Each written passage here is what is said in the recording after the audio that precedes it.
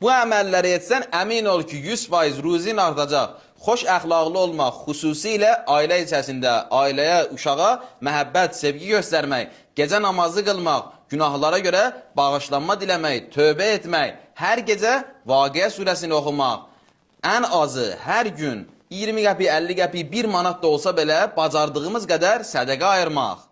Həmişə dəstəmazlı olmaq, Kərbəla ziyarətinə getmək, xüsusilə ərbəyində naşükür olmamaq, nemətlərə görə Allaha şükür etmək. Bizim ətrafımızda o qədər gözəl nemətlər var ki, şükür etmək belə yadımızdan çıxıb.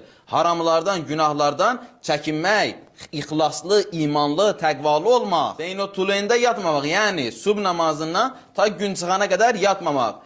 Tənbəl olmamaq, Allah heç vaxtı tənbəl insana bərəkət verməz. Bizdən hərəkət, Allahdan bərəkət. Valideynin xidmətində, qulluğunda dayanmaq. Bunu da qeyd edim ki, ruzi təkcə puldan ibarət deyil. Ruzi deyəndə insanların ağlına pul gəlir. Qurana, hədisə, rəvayətlərə, dualara, ziyarətnamələrə baxanda görürük ki, ruzi təkcə puldan ibarət deyil. Şəhadət ruzidir, ailə ruzidir, övlad ruzidir, dost, ustad, yaxşı ətraf.